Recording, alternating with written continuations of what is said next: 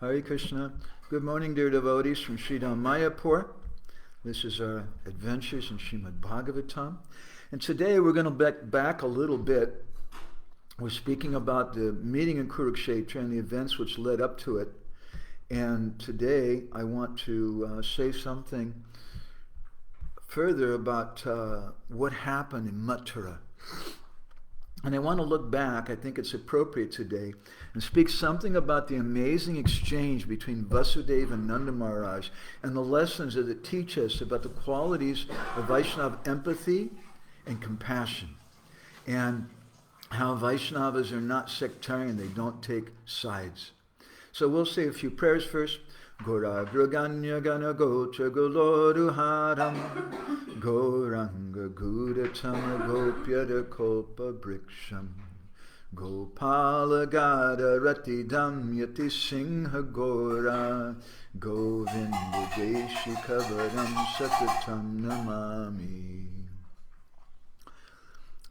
Narayanam Namaskrityam Naramschaiva Narotamam Devim Saraswatim Vyasam Tato Jayamudirayat Vedi Ramayanis Chaiva Purane Bharate Tata Adavante Chamadye Cha Hari Sarvatra Giyate Mukam Karoti Vachalam Pangum Langayate Girim Yat Kripa Tamaham Vande Shigurum Dinataranam Paramananda Madhavam. Good morning, dear devotees. My name is Madhavananda Das, and we're going to speak something today about the amazing exchange between Nanda Maharaj and Vasudev in Mathura before Vasudev returned to Vrindavan without Krishna, and how that happened. So, we've been hearing something from the 45th chapter of the 10th canto of the Bhagavatam, and I'd like to look back a little bit today and speak something about this amazing exchange between the two of them, and how the Bhagavatam, as well as Hari Vamsa Purana, and Jiva Goswami's Gopal Campu, and the different commentaries describe how Krishna was dealing with Vasudev and Devaki, and with Nanda and the cowherd men who were there in Mathura. And he was speaking with them separately. And when he would speak with them, he would address Vasudev and Devaki as his mother and father. And when he spoke with Nanda Maharaj, he also spoke to him as his father, as his Bapa, Pitta. And our acharyas have commented that Krishna didn't speak like this when they were both present. Because Krishna promises in the Gita, Yeyatam mam prapadyante, tam sataiva bhajamyaham, that as someone approaches me, I reciprocate accordingly. So seeing the great Vatsalya Priti, Vatsalya Snigdha, the parental love each of them had for him, Krishna reciprocated accordingly. And he would address each one of them as his father. Although Sanatana Goswami comments on the Bhagavatam, the 21st verse of the 45th chapter, he says that actually Krishna is really saying here to Nanda Maharaj that you're really our real father and mother. He comments on the word poshito, which because you maintained us, you nourished us. And Vasudev didn't do that. And also our acharyas have commented that Krishna telling Nanda Maharaj that why we have to stay here, he tells Nanda Maharaj that Vasudev, I'm not sure if his love will always continue or not. But Father, your love, there's no doubt, in millions of yugas, your love will not diminish whatsoever. And therefore I need to stay here to help nourish their love. And I need to help take care of them. And in the 22nd verse of that same 45th chapter, Vishwanath Chakravarti Thakur comments about the mentality of Nanda Maharaj and how Nanda Maharaj is speaking to Krishna and Balaram. And the first thing he tells him is that, Balaram, you're actually the son of Vasudev. So you have to stay here with them. And somehow we'll continue living without you. He says, but I can't tolerate seeing the suffering of my friend Vasudev. Because after all, we're only your foster parents. But it's not just to Balaram that Nanda Maharaj speaks that. Nanda Maharaj is so concerned about the members of the Yadu dynasty. In the 23rd chapter of the same chapter, 23rd verse of the same chapter, Nanda Maharaj is thinking to himself, what can I do? If I take Krishna and Balaram back to Vrindavan, everyone's going to be very, very happy. But all the members of the Yadu dynasty, and especially Vasudeva, are going to suffer so much distress. It'll be a great sin for me. Vasudeva will think, oh, Kamsa killed all my sons. But now, Nanda Maharaj, he's taken Balaram and Krishna to Braj. And therefore, Nanda's not my friend. Rather, he's a second Kamsa. And Vasudeva in this way is going to experience so much pain. And he'll curse me thousands of times over. So he was feeling very, very emotional. Very, very disturbed. And when Nanda Maharaj spoke to Vasudeva, it's fascinating. He didn't tell Vasudeva, actually, sorry to inform you about this, but really, Krishna is our son. I was there at the time of the birth-giving ceremony. We performed the Jata Karma Sanskar. Did you perform the Jata Karma Sanskar? What is the Jata Karma Sanskar? It means when they cut the umbilical cord. Krishna is the son of Yashoda. He's not the son of Devaki, and Krishna's coming home to Vrindavan. Because Yashoda will die. All the residents in Vrindavan will die. Krishna's really the son of Yashoda and myself. But Nanda Maharaj didn't say that. It's true. But he didn't say that. It's the most amazing thing in the world. Rather, what did he tell Vasudeva? He said, Krishna's really your son. And he's just our foster child. Oh my God. Think, dear devotees, about this thing. How many times do we have some dispute even with another devotee? And we tell someone, no, I didn't use up the vegetables. Let me prove to you. It's right here in the refrigerator. And we argue about something over the stupidest things sometimes with devotees. This is not a stupid thing. This is the most huge thing in the whole universe. Krishna is the life of Yashoda. Krishna is the life of Nanda Maharaj. He's the life of Vrindavan. But Nanda Maharaj, when he's speaking to Vasudeva, Nanda Maharaj is respecting. He's showing empathy to the feelings of Vasudeva. And he doesn't tell him, no, Krishna's not your son. He doesn't speak like that. Some of the members of the Yadu dynasty spoke like that to Krishna. And they told him that actually you're the son of Devaki and Vasudeva. You're not the son of Nanda and Yashoda. And you should stay here with us. But Nanda Maharaj didn't do like that. Vasudeva, when he spoke to Nanda Maharaj, he addressed him, my dear brother, my dear Bhai. He said, Krishna and Balaram are actually the loving sons of Vrindavan. They belong there. I understand that. Vasudeva also, he doesn't feel like that. Nanda Maharaj doesn't feel that Krishna and Balaram are the sons of Vasudeva and Devaki. Vasudeva doesn't feel that Krishna and Balaram are really the sons of Nanda Maharaj. They have this mamata. Mamata means you belong to me. They have such strong feelings. So it's such an amazing exchange that's going on. All the residents of Vrindavan are about to suffer something, a fate worse than death. And Nanda Maharaj is speaking in such a gentle, sweet way. He's acknowledging the feelings of Vasudeva. He's not arguing with him. He's not showing logic and reason and trying to convince him. He understands, I can't convince him. This is such a powerful lesson for us.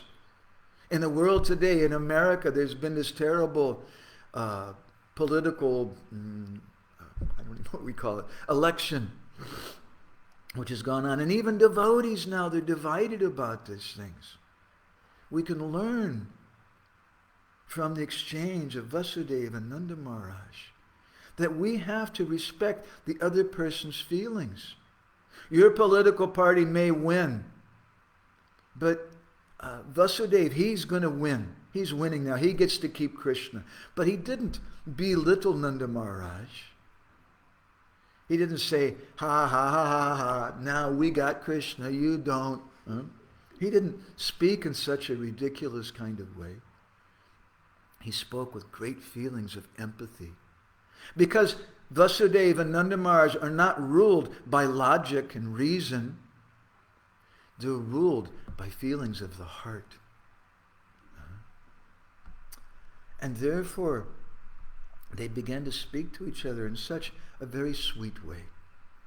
Srila Prabhupada writes in Krishna book about the deliverance of Nalakuvara and Manigriva. He says a person who has a pinprick in his body doesn't wish others to be pricked by pins. A considerate man in the life of poverty doesn't wish others to be also put in that condition. Generally, it's seen that one who has risen from a poverty-stricken life and becomes wealthy creates some charitable institution at the end of his life so that other poverty-stricken men may be benefited. In short, a compassionate, poor man may consider others' pains and pleasures with empathy. A poor man is seldom puffed up with false pride, and he may be freed from all kinds of infatuation. He may remain satisfied by whatever he gets for his maintenance by the grace of the Lord. So this is the nature of a Vaishnava. A Vaishnava has empathy. They have compassion for other people. In the world today, even outside of America, there's a great divide. One astrologer recently told me that Mercury has gone Mars has become retrograde, which means there's going to be great quarrels and fighting all over the world. And there's different sides. And some people, they're championing conservatism, to be conservative. Others are championing a liberal mood. But the Vaishnavas shouldn't get caught up in this, because the Vaishnavas are the greatest liberal persons and they're the greatest conservative persons. The Vaishnava is so liberal, they don't want to step on an ant. I saw a devotee not so long ago who started crying because they accidentally killed an ant in the dam. And they really felt bad about it. That's the nature. They're so liberal. It's inconceivable how liberal a devotee is. And it's also inconceivable for most people how conservative a devotee is. You start talking to people about the four regulated principles and people's eyes become very big.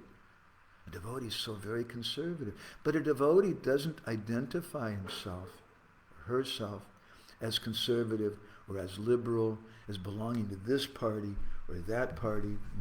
Thakur Bhaktivinoda, therefore, in his one article called Sri Chaitanya's Life and Precepts, he writes there, he says that party spirit and sectarianism are two great enemies of progress. So we learn from this exchange between Nanda Maharaj and Vasudev. Each one of them can say, I'm right. Vasudev can say, no, I'm right. I was there in the prison house when Krishna appeared. Krishna belongs to us. And even Krishna himself told me that. Nanda Maharaj can say, no, I was there. We cut the umbilical cord for Krishna. It's the most heartfelt thing that we can't even conceive how heartfelt it is, how important it is to each side to keep Krishna with them. And yet, they're speaking in such a very, very sweet, gentle way. This is the nature of a devotee. In the Bhagavad Gita, first chapter, text 28, Arjuna says, Drisvemam svajanam Krishna yuyutsam samupastitam siddhanti mama gatrani mukam cha parisusyati. He said, Krishna, when I see my friends and relatives coming before me, wanting to fight with me, I become so disturbed. Mama gatrani mukam cha parishyati. My body, siddhanti mama gatrani, my body starts shaking. My mouth becomes dried up. Prabhupada writes in his purport, he says that Arjuna, just after seeing his kinsmen, friends, and relatives on the battlefield, was at once overwhelmed by compassion for them, who had so decided to fight amongst themselves. As far as his soldiers were concerned, he was sympathetic with them from the beginning, but he felt compassion even for the soldiers of the opposite party, for seeing their imminent death. He was crying out of compassion. And Prabhupada says, such symptoms in Arjuna were not due to weakness, but due to his soft-heartedness, a characteristic of a pure devotee of the Lord. When I see sometimes even devotees saying, oh, don't be like a sheep, don't be feeling like this or that, and I become so disturbed. Don't speak like that. Arjuna's not weak, but he has a soft-heartedness. Nanda Maharaj has this soft-heartedness. He's crying, thinking what will happen to Vasudev. And Vasudev's also very concerned about Nanda Maharaj. And therefore Vasudev tells Nanda Maharaj, don't worry, we'll make sure Krishna returns to Vrindavan very soon. Krishna really belongs to you. He doesn't think that. He doesn't want that. He wants Krishna to always stay with them. He doesn't believe that Krishna really belongs to Nanda and Yashoda. He believes he belongs to Devaki and himself. But he has this empathy, this soft-heartedness. And similarly, Nanda Maharaj is crying, what will happen if we take Krishna away? What will happen to Vasudev and all the members of the Yadu dynasty here? Bhaktivinoda Thakur in Chaitanya Siksamrita, he says that when a person takes shelter of bhakti, then mercy toward all living entities is a natural quality which comes up. He says compassion does not have a separate existence from bhakti. In other words, if you have bhakti, you have compassion. And if you think you have compassion, but you don't have bhakti, you don't have real compassion. The two come together. Bhaktivinoda says the quality that when offered to the Lord that's called bhakti or praying, that quality becomes friendship, compassion, and indifference toward material things. He says it's a feeling that's inherent in the eternal nature of the soul. In the spiritual realm, this quality manifests as friendship. But in the material world, it manifests as friendship toward devotees, mercy toward the innocent, and indifference towards offenders. These are the qualities of a devotee. They're indifferent to offenders. We were speaking in our last session about Krishna in his words to Nanda Maharaj, and how Krishna was telling his father, Father, I have to stay here. Why do you have to stay here? Nanda Maharaj told him. He said, everything's finished. You can come back now. Krishna said, no. We killed Kamsa, but Kamsa's father-in-law, Jarasandha is there. Sishupal is there. Dantavakra is there. So many demoniac kings are there. And I have to stay here, Father, to protect the members of the Yadu dynasty. I have to kill these demons. Vinashaya tudushkritam dharma samstarpanartaya. Father, I have a responsibility. I have to speak Bhagavad Gita pretty soon. I can't return to Vrindavan. Work calls. I have to go to the office. I have to do this thing. And Nanda Maharaj was listening to all of that, and he didn't care. But then Krishna began to speak about Paritanaya Sadhuna. Father, what's going to happen with the members of the Yadu dynasty? How will they survive? Father, Devaki and Vasudev, they never got to have me as their child. They only saw me as a little baby, and as a baby I was taken away from them.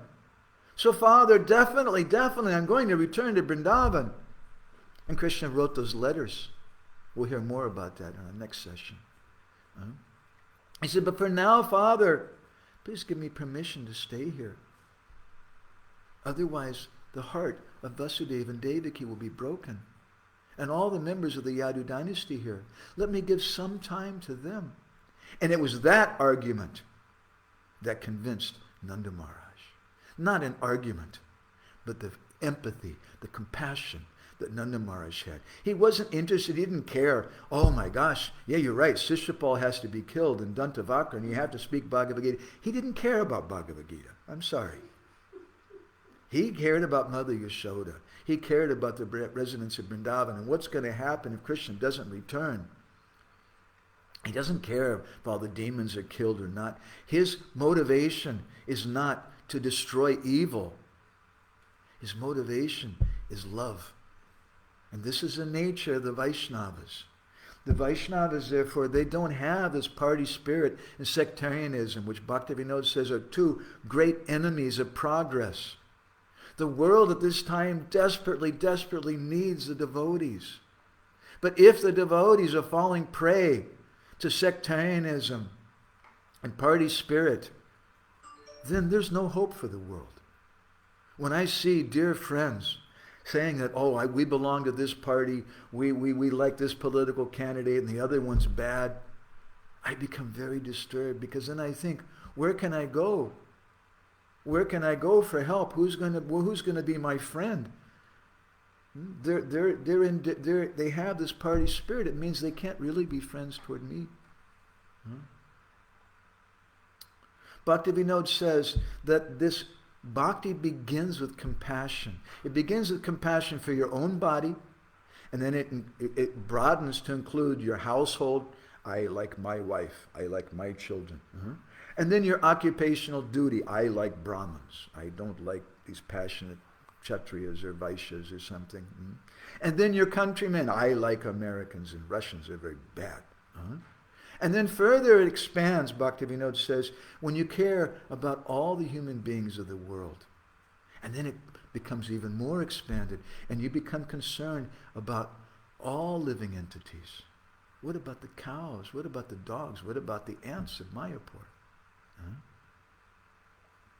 But if we're only thinking about our country, our political party, I like this party and that other party, that's not Vaishnavism. That's not bhakti. Bhaktivinoda says the Vaishnava should not be limited by those kind of sentiments.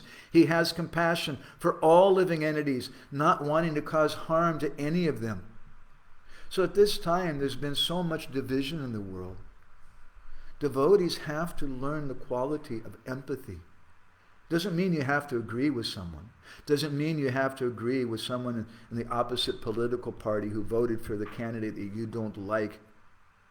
But what is the hope for the world? What is the hope for our movement if we can't sit down and try to understand the concern of the other person? Krishna speaks about this again in the Gita, in chapter 6, text 32. He says there, Atmopamyena sarvatra samam pashyati yorjuna sukham va yadiva dukkam sayogi paramo mata. He says, my dear Arjuna, this is a perfect yogi.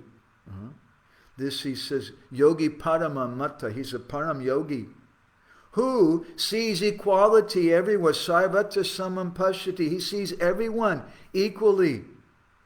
And he understands sukham va yadi dukkam. He understands their happiness and distress.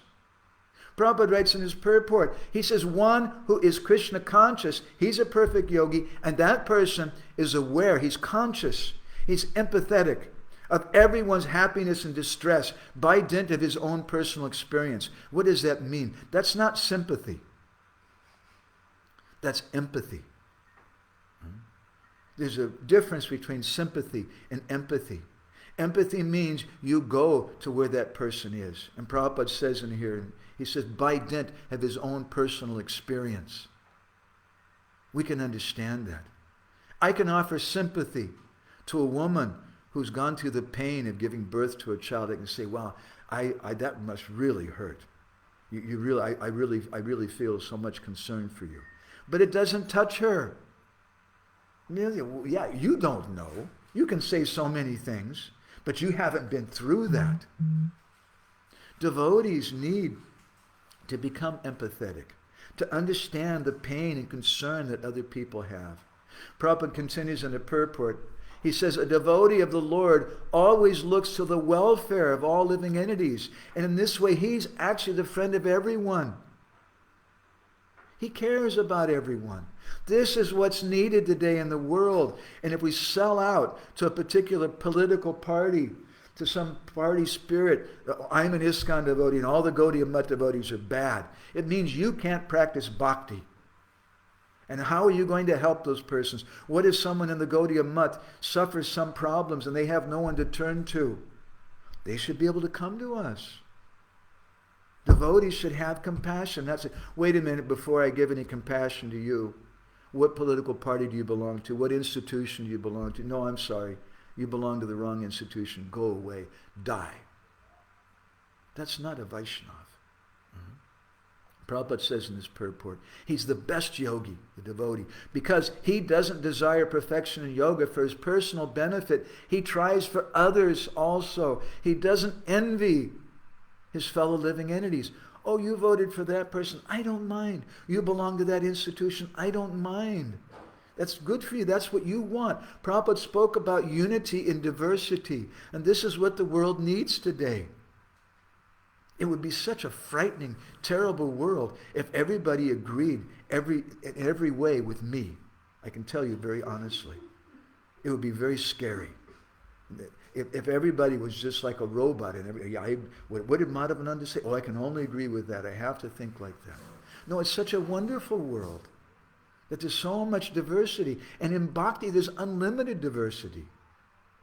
There's no envy between Nanda Maharaj and Vasudev. Rather, there's feelings of compassion. And those feelings of compassion, then they can overlook any possible faults that are there. Srila Prabhupada once instructed one of his young disciples, Shyamasundar Prabhu, to carve the deities of Jagannath, Baladev, Subhadra. And Prabhupada came to see how it was going. And when he arrived there in the room, he saw that Shyamasundar had a lit cigarette sitting on the head, I think it was of Subhadra. And Shyamasundar Prabhu became very embarrassed that he's smoking cigarettes and working on the deities. And Prabhupada told him, anyway, it's okay. Huh? Just try to smoke a little less. Prabhupada didn't tell him, I hate you, you filthy, dirty American, you scumbag, you're just a Yavana Malecha, you should... Prabhupada didn't speak like that. Prabhupada had empathy. He understood. We were speaking about this topic a few days ago with Hari Prabhu, and I had a question for him. I said that, we were speaking about prasadam, and there's a famous statement we've heard from Srila Prabhupada where Prabhupada said that, I also have a tongue. And I was commenting on that with Hari Prabhu. I said, it's very fortunate that Prabhupada also felt like that. Otherwise, where would we be? Because if that jar of gulab jamuns wasn't there by the door of 26 2nd Avenue, ready for devotees to go and take one whenever they wanted, a lot of devotees would have left. And many devotees commented that I was getting ready to leave, it was too much, and then I was going out the door and I saw the gulab jamuns, I'll just take one more. And I take that one gulab jamun, actually this is really nice, maybe I'll take another one, maybe I'll stay for a few more days. So that was Prabhupada's mercy. And Hari Prabhu pointed out to me, he'd done some research in Prabhupada's life, that Prabhupada was actually very renounced and very austere when he was living in Vrindavan as a sannyasi, as a vanaprastha. We don't know how he was eating during his grihastha days.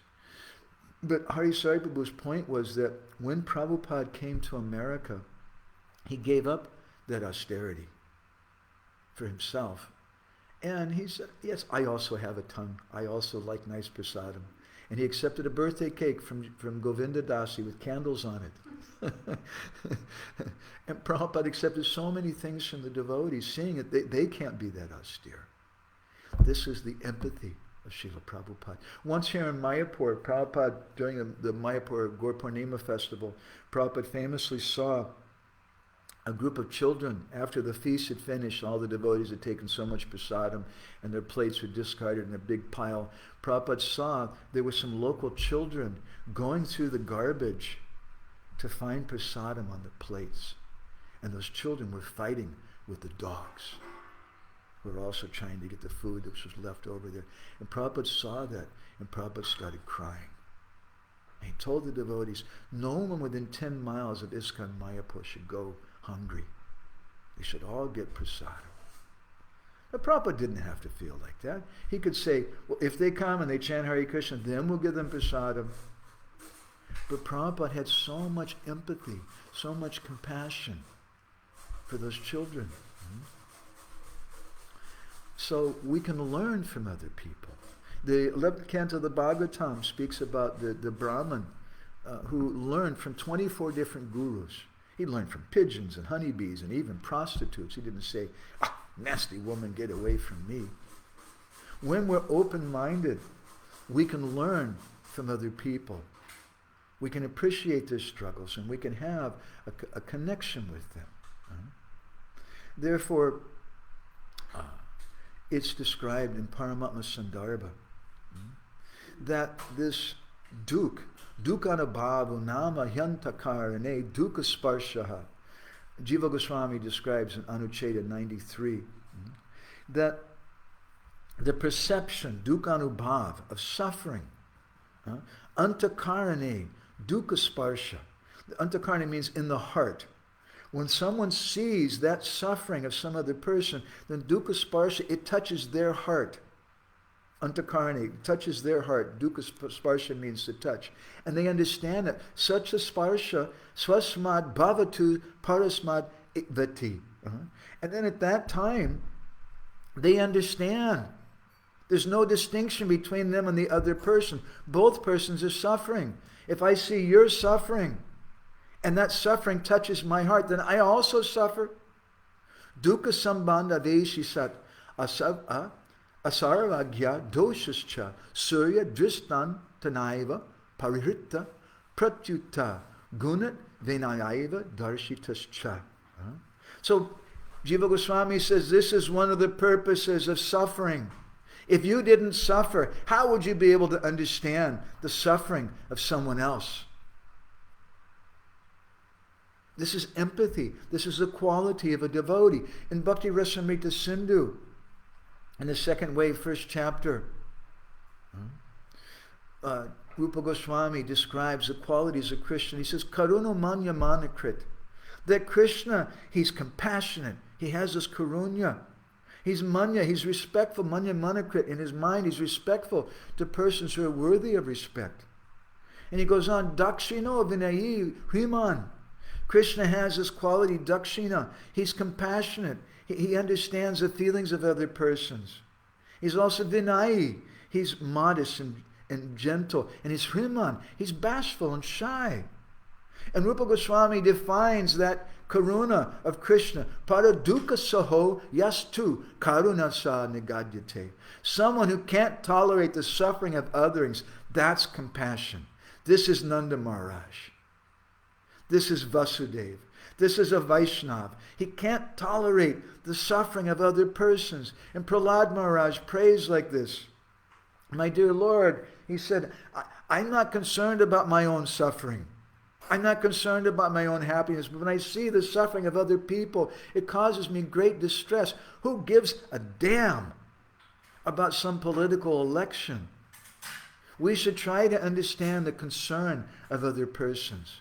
And even if that concern is misplaced or wrong, even if we don't agree with it, Nanda Maharaj doesn't agree that Krishna is the son of Vasudev. But he shows empathy. He shows concern. Oh yes, I understand. And he tells Vasudev, actually I'm not really Krishna's father. You're really Krishna's father.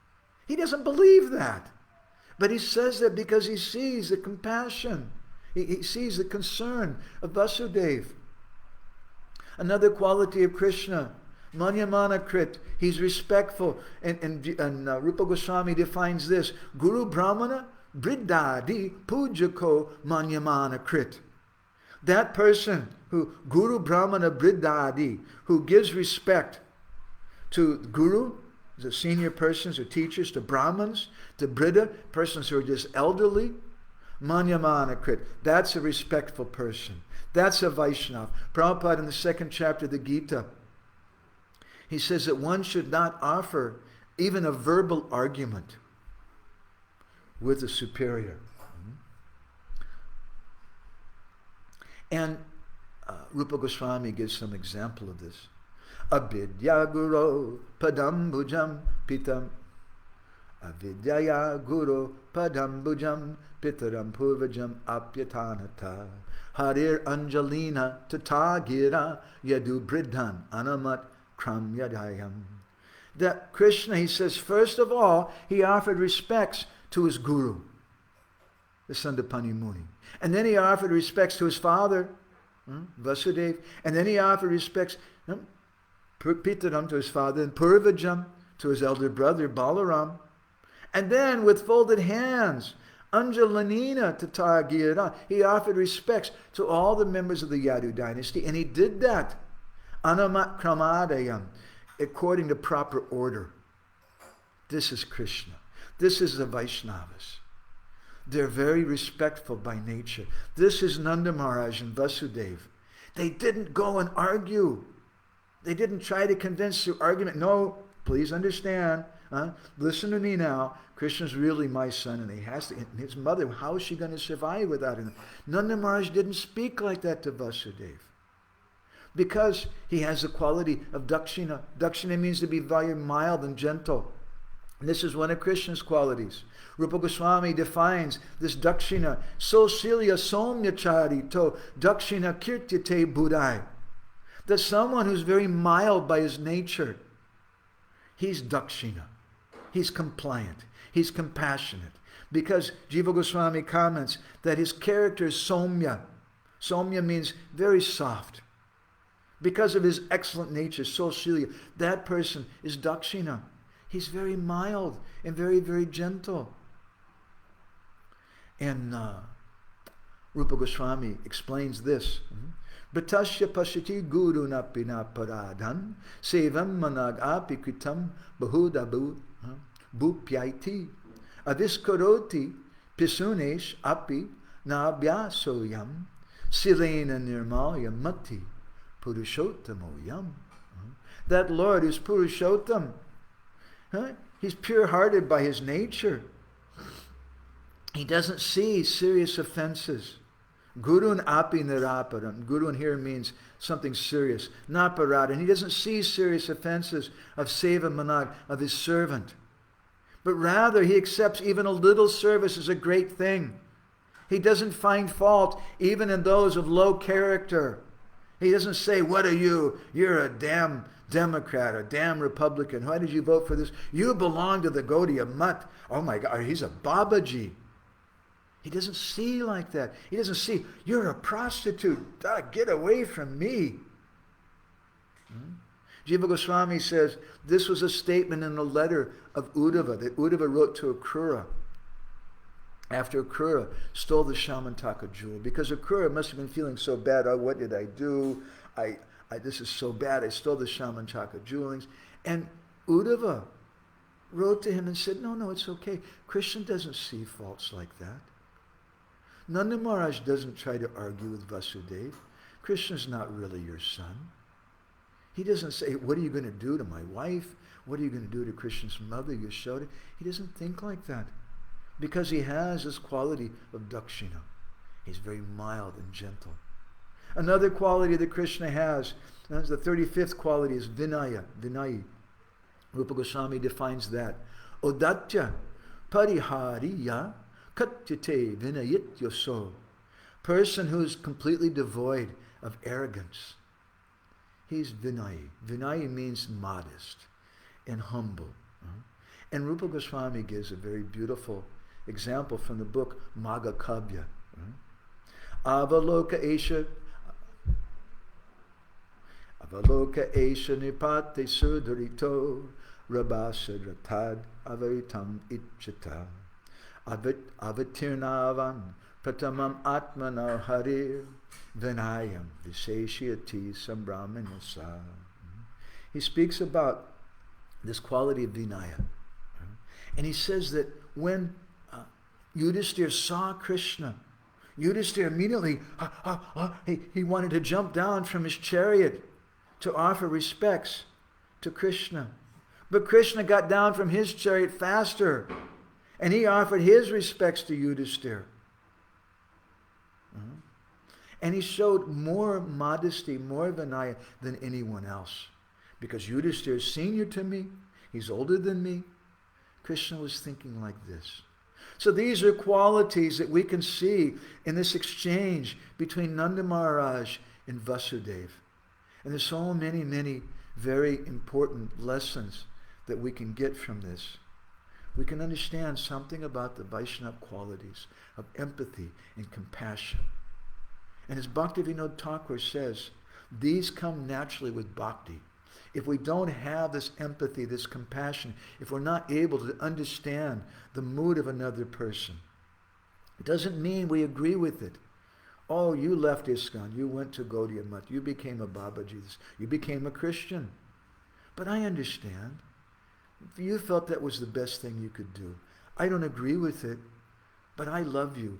And I can understand your feeling, and I have respect for your feelings. I'm not going to try to insist that you have to think the same way I do. You have to vote for the same political party that I vote for. You have to belong to the same institution. You have to be favorable to the same country that I belong to. That's not a Vaishnava, and that's not the behavior of Nanda Maharaj and Vasudeva that we see in this amazing, amazing exchange here in Mathura. So we'll stop here. In our next session, we'll hear something more about the words between Nanda Maharaj and Krishna, and Nanda Maharaj asking Krishna, what about the cows in Vrindavan? How are they going to survive without you? And what about your friends? And what about all the residents of Vrindavan? And Krishna's response. We'll continue from there. So I want to thank everyone very much for taking part in this today. I'm sorry if this was too much of a rant. These are topics which concern my heart very much. I want to thank Madhupati Prabhu for taking part in Brajabanita and all the devotees. If anyone has any reflections or comments, I would appreciate very much. Veronica says, Kirtan Hall says, thanks for sharing this. Jai Prabhupada, happy Kartik and Damodar Mas around the world. Nice to see Natalia here. Nice to see Brajabanita. She says, was it not to bring more clarity? Would it not bring more clarity if Nanda Maharaj would say that Krishna is his son? It might. If we're ruled by logic and reason, then we would certainly think this is a very reasonable thing. I mean, come on.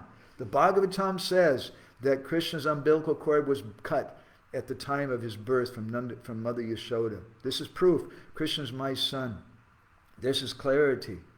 But Nanda Maharaj didn't insist that. Why? Because he could see that Vasudeva had this very intense mamata, that Krishna belongs to me. And although by logic and reason, it was obvious and reasonable to insist that Krishna is our son, but Nanda Maharaj is not ruled by logic and reason. Nanda Maharaj is ruled by bhakti, by love. He's ruled by empathy, and that empathy overcomes that logic and reason. It's a very amazing thing.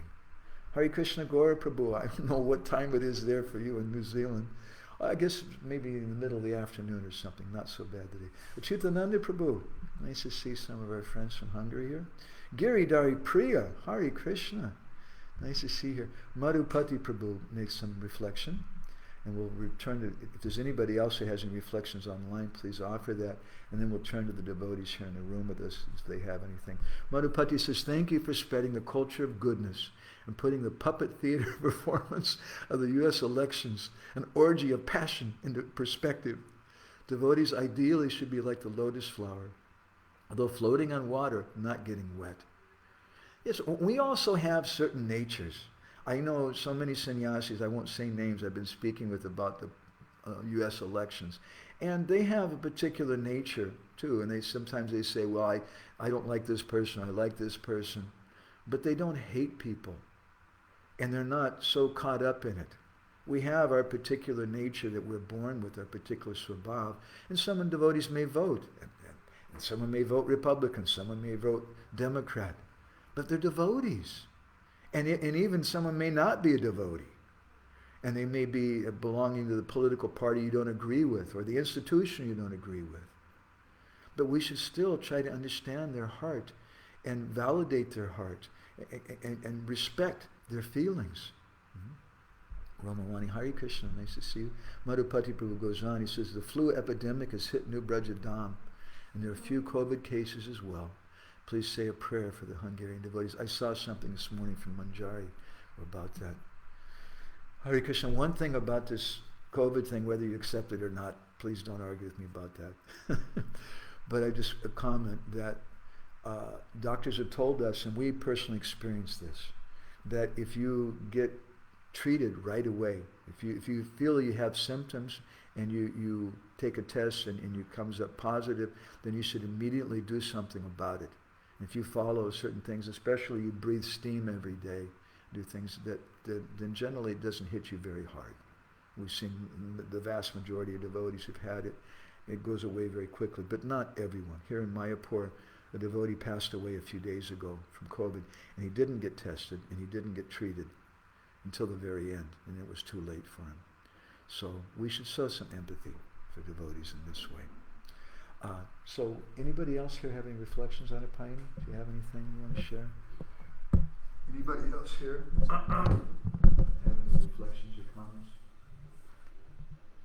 Thank you so much for this wonderful class, and especially it was so nice to hear Nanda Maharaj's feelings and his point of view. Let's say like this, that he, although he of course he was cutting this umbilical cord, and he definitely knew that Krishna is his son. It's really inconceivable in one sense that he was behaving in such a way that he was saying yes, he's your son to Vasudev. But for me it's also interesting that as I understand from your previous katha, maybe you give it a few sessions ago, that Vasudev, he had this feeling of mamata and this vatsalyaras because of the Nanda's presence there. Yes. So it's really interesting that it's like Nanda Maharaj like made everything there, but he really he still felt something towards Vasudev when Vasudev, and he didn't want to disturb his feelings. It's really, really beautiful. And also I like the point, I guess it's from Bhaktivinoda Thakur, you published it in Krishna Kathamrita Bindu, I guess, some time ago also, about that bhakti, it's Bhakti Siddhanta Saraswati, that compassion is not existing without bhakti. So it's real compassion, always connected with the bhakti, and it's so beautiful. Thank you so much, and especially to see the example of Nanda Maharaj, how he is personified bhakti and compassion. And also another thing you said, something, empathy. It's really, really beautiful, the story about Prabhupada. And I was thinking another story. I don't remember this, to whom this letter was written, but some devotee wrote to Srila Prabhupada that he has a problems with a cigarette, he cannot give up the smoking and things, and he was crying, and he said that he's trying so hard, and he was really crying. I heard the story, I don't know, you can correct me or tell more details about this. And I was thinking that Srila Prabhupada, he didn't experience this kind of thing in his life, but still he has empathy, not sympathy but empathy. And this is interesting. It's amazing how sadhus, they have empathy even if they didn't have a particular experience like smoking cigarettes or something like this. Thank you for reminding me about that comment from I think it's from Jiva Goswami, how Vasudev, he got this Vatsalya Priti, this ecstatic love for Krishna by the presence of Nanda Maharaj. And so in spite of that, Nanda Maharaj didn't say, look man, I gave you this love and you got to give Krishna to us. No, he had so much compassion for him. Giridhari Priya has made a comment, which I'd like to, she's asking, what is real empathy? A mother can understand. A mother can understand the feelings of a child, and we can learn about empathy from a mother. And as we grow older, as the parents grow older with the children, it's important that we have empathy. Sometimes the girls, they really want to go out for some ice cream or something. Giridhari Priya has 2 girls. And you can say, no, that's not good for you, you can't have that. But better is to show some empathy, and maybe you steer them away from something that's so unhealthy. You say, well, we'll do it once a week, or yeah, today. But we try to understand their feelings. This is such an important quality in any relationship, and what to speak of if we want to develop bhakti relationships, to have empathy, to try to understand how the other person is feeling. It's such a very important thing. Krishna Kun, you want to share something with us? Just very shortly, thank you. It was very enlivening. I was very happy to hear one of my favorite things from Bhaktivinoda Thakur about the manifestation of prema in this world as compassion, friendship, and love for the Lord, and indifference to the non-devotees. And I was thinking about this, why we want to develop compassion. It's not just to be morally good people. It's not just to be nice to everybody. And of course we want to please the Vaishnava, so you could kind of say like that. But it's actually an inherent quality that is inseparable for bhakti. It's not possible to be otherwise if you actually have some bhakti. As you just said, that bhakti cannot be separated from compassion. And I was just thinking a little bit more about this, why that is. Because it's actually prema that is manifesting in this way. So that's why we see that all sadhus have this quality. It's inseparable from their existence. Just wanted to mention it. Thank you so much. Such a nice comments today on a pioneer from Krishna Kun, from Giridhari Priya, Madhupati Prabhu, and the other devotees. Thank you all very much. So we'll be back again on this coming Wednesday. Grantaraj Srimad Bhagavatam ki jai, Srila Prabhupada ki jai.